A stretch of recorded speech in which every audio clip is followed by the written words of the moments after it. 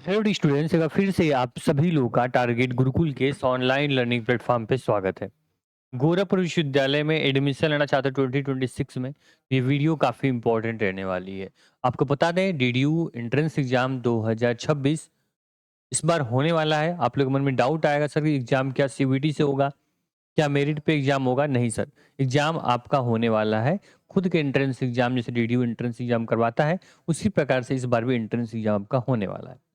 Entrance exam में जो बारीकियाँ उसकी होती हैं, जो जानकारियाँ आपके पास होनी चाहिए, फॉर्म का पैटर्न, एग्जाम का पैटर्न, आपके यहाँ पे सिलेबस, आपकी एडमिशन प्रोसेस, वो सारी जानकारी, exam form, exam date, result date, counselling process, वो सब कुछ आपको एक वीडियो में देने वाले हैं। हमारा मेन उद्देश्य है कि इस वीडियो को बच्चा देखता है तो उसके बाद उसको कोई और वीडियो देखने की जरूरत नहीं पड़ेगी। मैं सारी जानकारी आपको इसी वीडियो के माध्यम से आपको मैं दे दूंगा। ठीक है, शुरू करें, वीडियो को शुरू करते हैं। ध्यान से देखना, ये विश्वविद्यालय का ऑफिशियल वेबसाइट है। अभी इस पे कोई भी इंफॉर्मेशन 2026 की नहीं आई हुई है। पहले आपको इसके एग्जाम प्रोसेस की बात कर लें, जो एडमिशन प्रोसेस उसका क्या यहाँ पे प्रोसेस होता है, पहले उसको आप समझ लीजिए।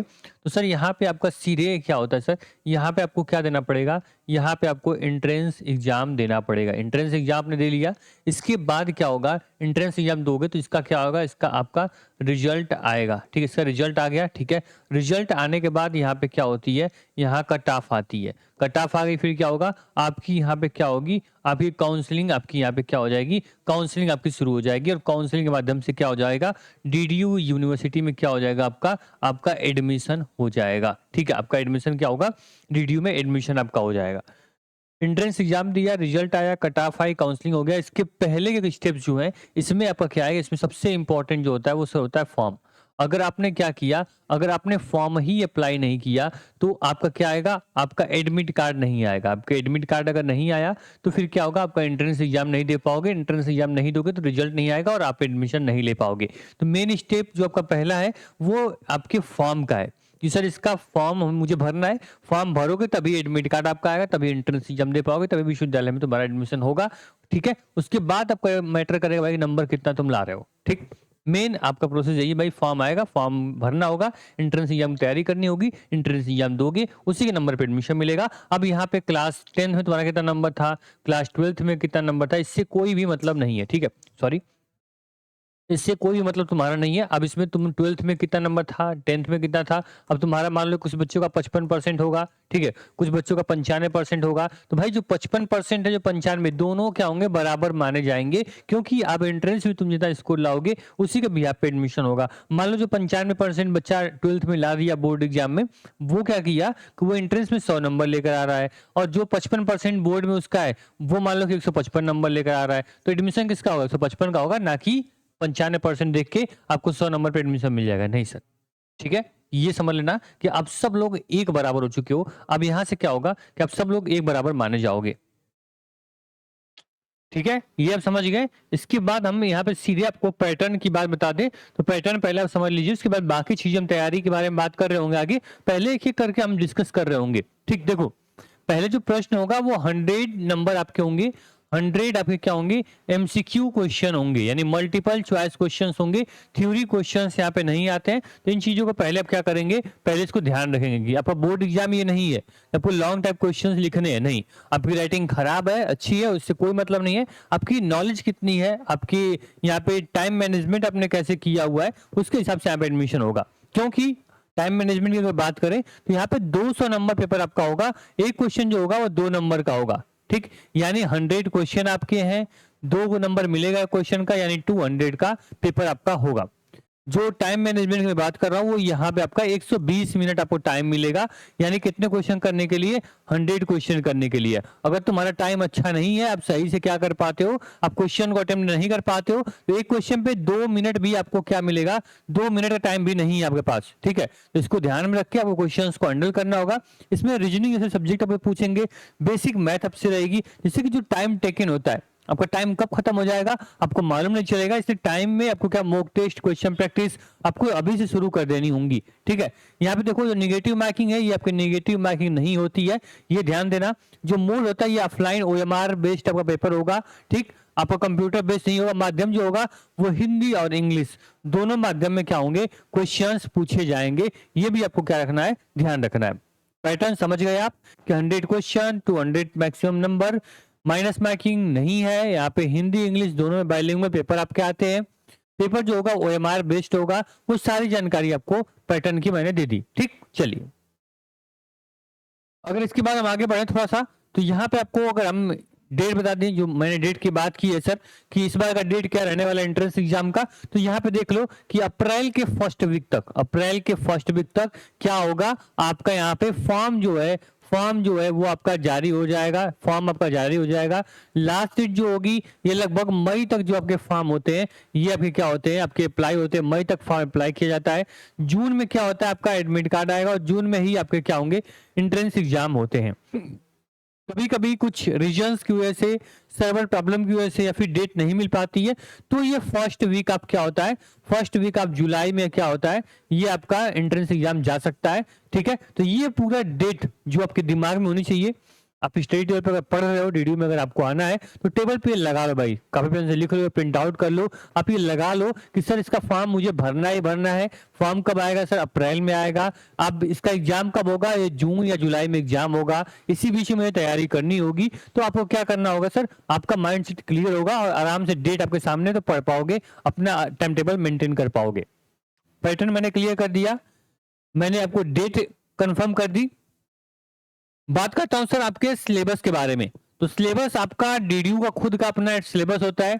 डीडीयू खुद का अपना सिलेबस क्या करता है, रिलीज करता है, जो कि ऑफिशियल वेबसाइट पे या फिर टारगेट गुरुकुल वेबसाइट पे या फिर टारगेट गुरुकुल मोबाइल ऐप पे जब आप जाओगे तो डिटेल सिलेबस मैंने बता दिया है।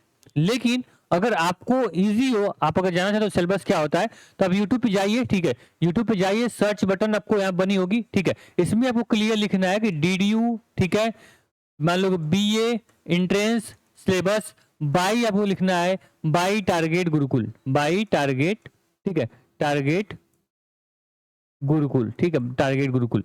जब आप इतना लिख देते हो ना भाई, लास्ट में अगर ये टैग लगा देते हो तो आपको एक genuine official video detail information के साथ यूट्यूब पे मिल जाती है। तो सिलेबस का सबसे अच्छा माध्यम आपके पास ये है। उसके बाद दूसरा ऑप्शन, आप target Gurukul mobile app download करोगे तो वहां मिल जाएगा, या फिर टारगेट गुरुकुल वेबसाइट पे जाओगे तो वहां पर भी आपको डीडीयू का कंप्लीट सिलेबस मिल जाएगा। बात समझ में आई? मैंने 3 ऑप्शन दे दिए। इसके बाद डीडीयू के ऑफिशियल वेबसाइट पे सिलेबस तब आता है जब आपका एंट्रेंस एग्जाम का क्या होता है, एंट्रेंस एग्जाम का आपका फॉर्म रिलीज होगा, तभी आपका डीडीयू अपना अपना ब्राउचर रिलीज करता है, उसमें आपको सिलेबस मेंशन होता है। ठीक, तो ये सारे आपके माध्यम है सिलेबस को जानने के लिए। सिलेबस देख लोगे, जान लोगे, उसके बाद ही तैयारी कर पाओगे, उसके बाद ही तुम पढ़ पाओगे। बिना सिलेबस के मतलब वही होगा कि बिना तीर के कमान लेके घूम रहे हो, कोई मतलब नहीं है उसका।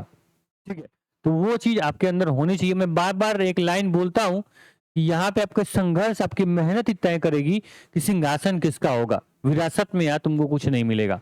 ठीक है, तो विरासत में तुम कुछ लेकर नहीं आए हो। ये नहीं कि तुम्हारे पूर्वज, तुम्हारे पिताजी, माताजी और दादाजी ने ये सीट आप तुम्हारे रिजर्व कर दी, बाबू तुम बड़े होगे, ग्रेजुएशन करना होगा, डीडीयू में जाओगे, लखनऊ जाओगे, वहां तुम्हारी सीट रिजर्व है, नहीं, उसे विरासत बोलते हैं। यहाँ पे तुम्हारा संघर्ष, तुम्हारी मेहनत ही तय करेगी कि विश्वविद्यालय तुम्हारा होगा या फिर नहीं होगा। ठीक, तो मेहनत करो, संघर्ष करो, तभी सीट मिलेगी। बोलो सर यहाँ पे कंपटीशन कितना होता है, अब बार बार संघर्ष मेहनत की बात कर रहे हो, बता दो सर यहाँ पे कंपटीशन, तो यहाँ पे मात्र 60 सीट, मान लो बीसीए कोर्स में 60 सीटें हैं।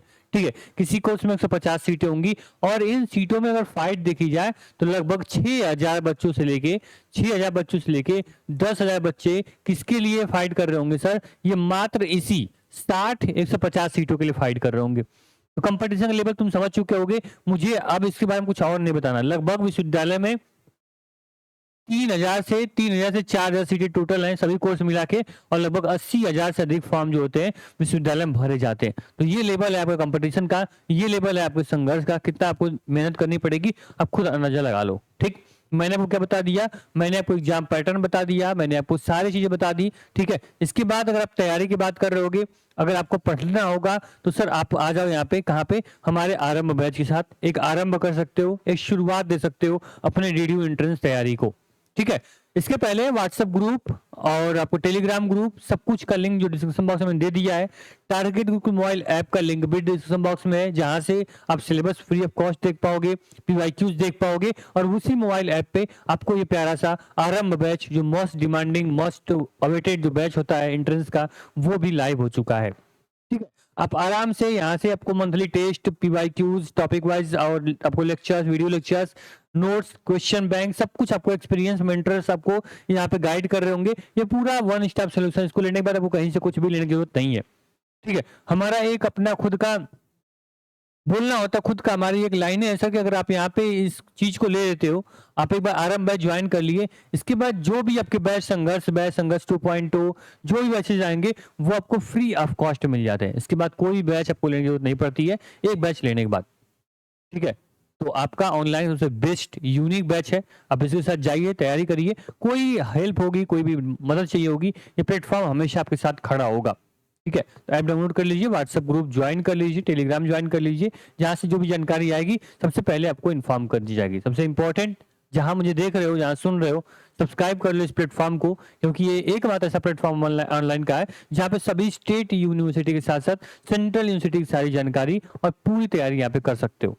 ठीक है, आरएम बैच, आपका सीवीटी का भी आरएम बैच लॉन्च हुआ है, लखनऊ विश्वविद्यालय तैयारी करनी, वहां का भी आरएम बैच लॉन्च हो चुका है, डीडीयू के लिए भी अपना सेपरेट आरएम बैच लॉन्च हो चुका है। सबकी अपने सिलेबस के अकॉर्डिंग यहाँ पढ़ाया जाता है। आराम से आइए, पढ़ाई करिए। कोई दिक्कत होगी, कोई परेशानी होगी, आप कमेंट बॉक्स में कमेंट कर देना। हेल्पलाइन नंबर स्क्रीन पे चल रहा है, मोबाइल ऐप पे भी डाउट का सेक्शन मैंने बनाया हुआ है, आके वहां सवाल पूछ सकते हो।